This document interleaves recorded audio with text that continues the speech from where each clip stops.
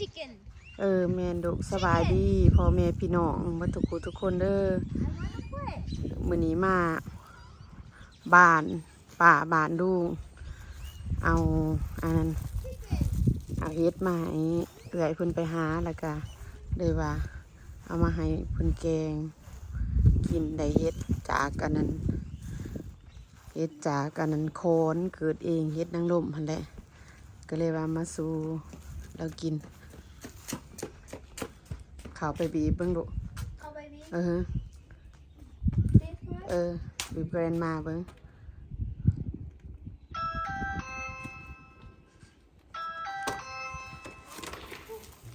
นี่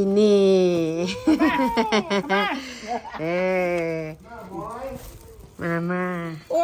ไปเฮ็ดอีสั่งไปเฮ็ดอีหยังฮะเอาแนมทางอยู่ดีป้าค่อยป้าโทษเฮ็ดผุนเม่นหน่อยหนึ่งแน่แกงแน่เอาเป็นยังต้นใหม่จะอยู่หันบ่วดโดดุไปหาแกงพาไปดูไปทั้งหนึ่งทั้งแกงปะมีเพิ่นสั่งเลยมีสั่งมาไปให้ป้ายังบ่ทันได้ให้เด้าไหลไปหาไม่ยังใส่โอ้เป็นตะแพงแท้คือเป็นตะหักแท้เพิ่นสิฝากเมื่อลาวเมื่อไทยให้ลูกให้หลานสบายดีดุงเอ้ยคุณวันนั้นเด็ดชิคเก้นได้กินข้าวแล้วบ่เพิ่นเห็นชิคเก้นเพิ่นน่ะกินข้าวแล้วบ่ป้ากินเลยนี่มาโลทางในเฮือนป้าน้ำแล้วว่าอยู่แต่สองเถาเล่าทายให้ลูกให้หลานเบิ่งว่าซั่นนี่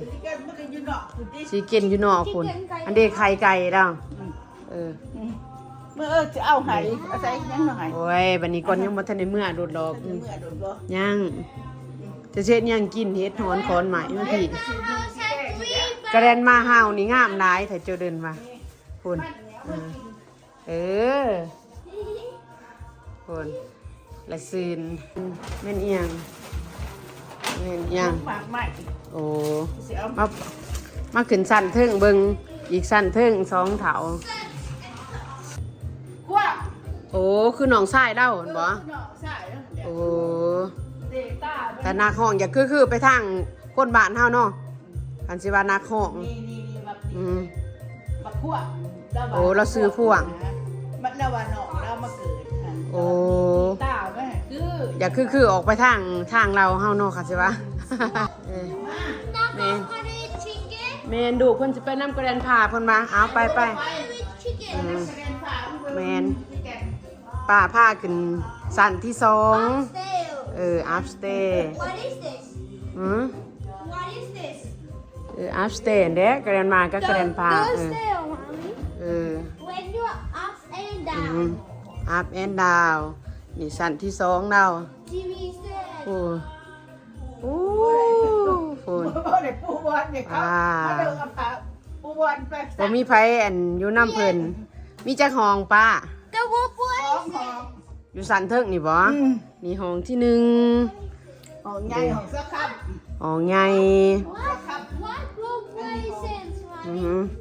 นี่ห้องนั่งแอนนี่ห้องที่2นี่คุณอักดูบ่ได้อยู่น้ำเพิ่นดอกเขาจะก่อใหญ่เข้ามาเป็นยามเนาะป้าเนาะเขาก็ไปนอนดิแนมออกไปกับสวัสดิ์เสวยอยู่ฟังนั่นอยู่เทเรลเท็กซัสชมวิวอยู่ทั้งทึ่งบรรยากาศด่านทึ่งของบ้านป่าบ้านดุง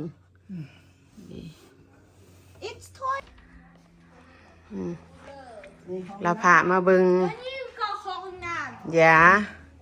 พามาเบิงบ้านป่าห้องน้ำอย่าแล้วคลีนนี่เลยคุณดิห้องน้ำคักเน่คุณพากันมาเบิงสั่นทึ่งหายออกมา2 เถาตูหลานสั่นทึ่งมี2 ห้องสั่นดุมมีจักห้องปะห้องเดียวเนี่ยห้องใหญ่ห้องปะโอ้ห้องใหญ่โอ้ดีลงไปสั่นดุมมาเยี่ยงเมืองพิตีแล้ววะนี่ดี เบิ่งวิวทั้งหลังมันนี่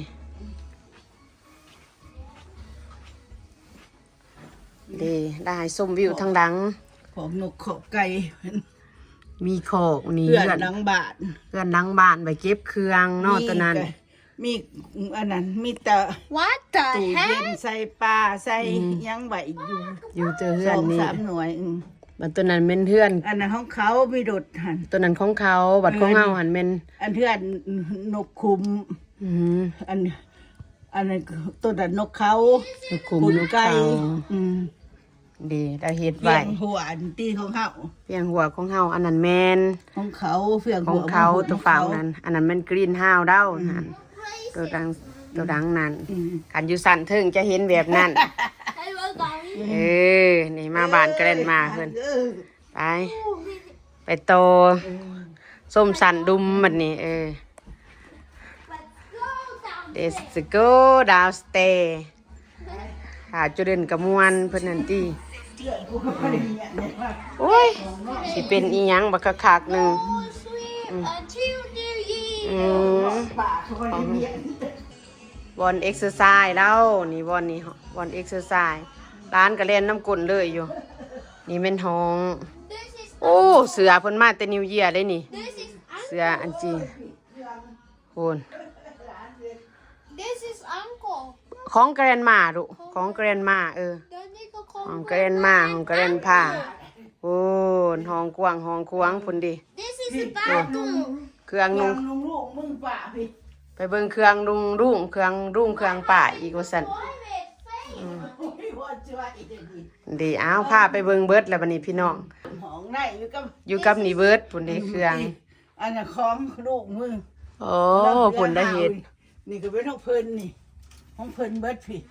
พุ่น เพิ่นเบิด Need a pee. อันนี้ของป่าสุก Need ข a องป่า pee, สุกนี่ mommy. โอ้ อืม ของเราเครื่องแบบลาวๆเฮา อืม สินเสืออ่ะแล้วแม่ลูกกันดิ เครื่องนุ่ง พามาเขามาส้มมาเบิง เครื่อง ห้องไว้เครื่องอีก มีครบเบิดนี่ อันนี้ก็ห้องน้ำอาบ โอ้แม่นบ่ Hold that ห้องน้ำยืดอันนั้นบอนนอดนะครับ โอ้ บอนนอด บอลอาบบอลลอยก็มีบอลยืนก็มีครบเบิดพุ่นสองเถาพุ่นอันนั้นมันกระเป๋าดุย กระเป๋าดุยกระเป๋าคู่ พุ่นได้แล้วมาเด้อพี่น้องมายามป่าคอย มามือดอกบอนนอดโฮเทล เนี่ยโฮเทล This is แล้ว the ก็โฮเทล bed. คุณแหละ ซ้ำกับโฮเทลเนาะป่าเนาะเด้ The bed. พี่น้องเอ้ย And the shower. เห็น เศร้าเว้ย มาให้เบิ่งให้เห็นให้ส้มบ้านทางในของป่าของดู นี่แหละ อืม นี่กับนี่ ทีวีมีอยู่คู่หองเพิ่นนะนี่ต้นไม้เล่าอันยานมันอันนั้นจะเอาเขามาในยามนี้เนาะป่าเนาะยามหนาว เอาเขาไหนเด้อ อันนี้ต้นต้นอันต้นอีหยังป่าต้น ต้นนี่โอ้ยอันนี้เป็นต้นอีสานต้น อันนั้นต้นวาสนาบ่ข่อยเว้าถูกอยู่บ่ดูแม่นคันมันเป็นดอกได้แม่นอันนี้อืม ต้นนี้ต้นวาสนาบ่ต้นอีสาน เออ อันนี้ต้นอีสานเขา เอ้ เอ่ ย ย ตั้งเฮ็ดน้ำลายเบิดว่ะ โดยแม่น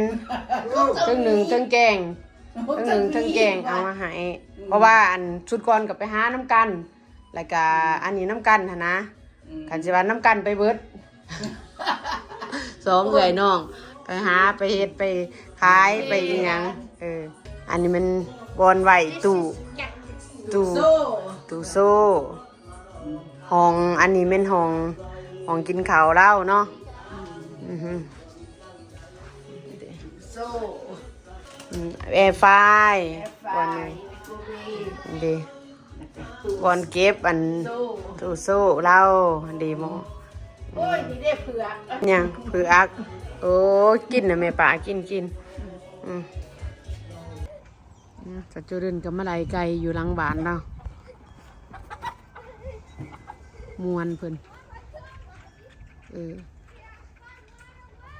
สวนหลังบ้านเราพี่น้องโอ้มียังลูกโ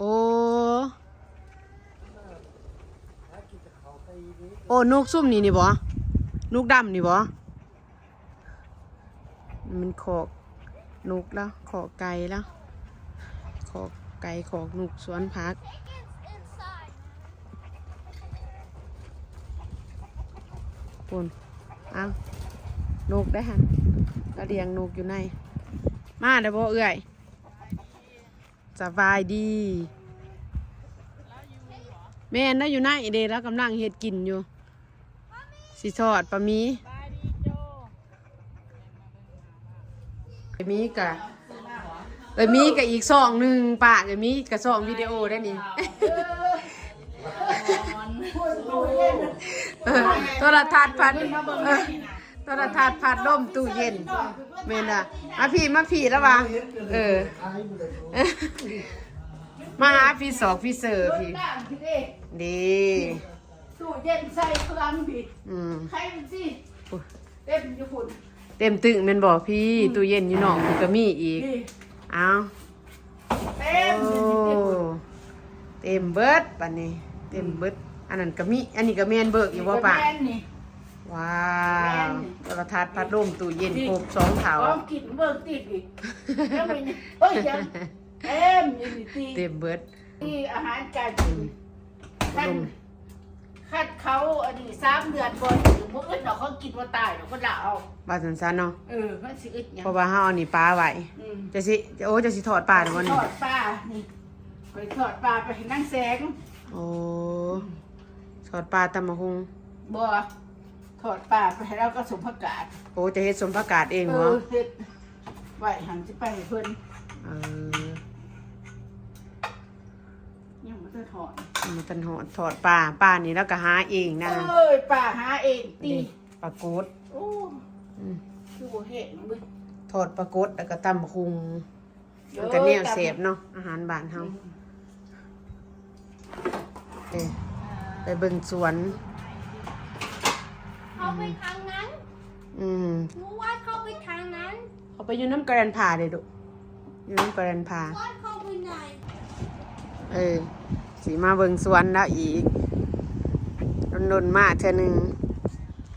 ย่ามหนาวก็เอาไว้แบบนี้แหละพี่น้องฮะโอ้เด็กคำได้ดึงออกบ่โอ้ไอ้มีเราอันนี้เขามาเดี๋ยวดิอันนี้เขามาเบิ่งสวนคือเก่าอีกมาเบิ่งตรงหัวเบิ่งสวนนะมะกอกว่าเฟื่องชื่อนั้นถ้ามาอันกะอันนั้นน้องเพราะท่านไหนใหญ่แห้งน้องไอ้มีเนาะเดี๋ยวนี้ใหญ่กว่าเก่าหลายเดี๋ยวดิขนาดว่าย่ามหนาวได้นี่ถือว่าอยู่ในเล่านี่อยู่ในกรีนเฮาส์แล้วนี่อุ่นดีเนาะเพราะว่าเนาะโอ้นี่ว่าเป็นฮีทเอื่อย โพเพลงเขาซื้อหัวมันมาใส่โพเพลงนะครับก็ซื้อหัวมันมาหั่นใส่ครับก็เปิดแล้วมันก็อุ่นบัดย่ามหนาวๆแล้วก็เปิดใส่รถอย่านางเราพอได้เก็บกินขอยานคนละเฮ็ดแบบนี้ไว้อยู่ดอกพอได้รักษา ซ้ำของเราเนี่ยก็ได้ เฮ็ดซ้ำนี่เนาะเอาบ่ได้เฮ็ดใหญ่ เอาใหญ่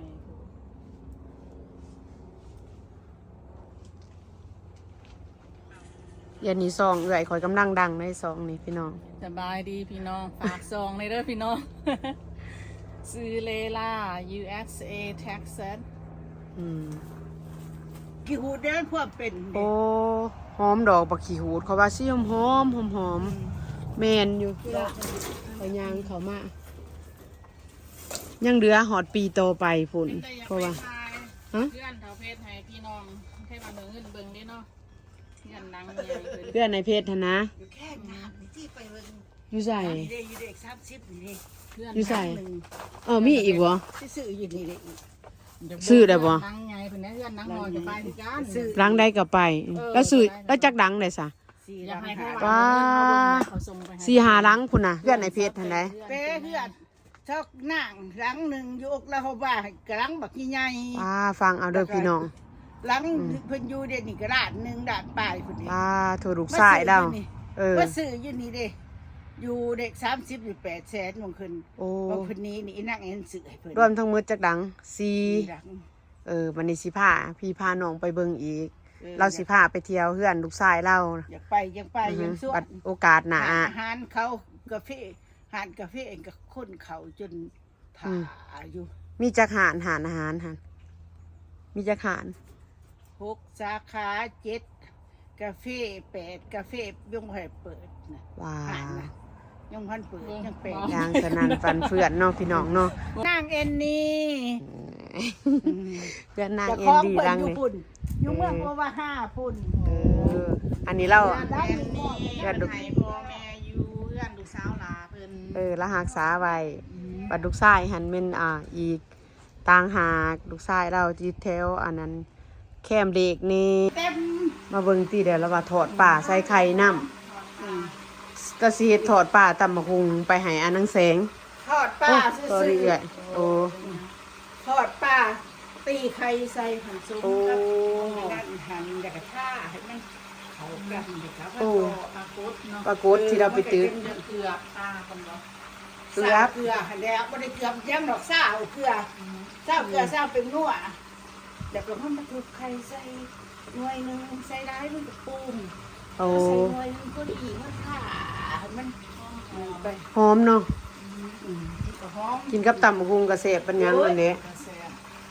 ปลาไปตึกมาเองอย่างนี้เนาะปลามันไปตึกอยู่ที่ ปลาเป็น แม่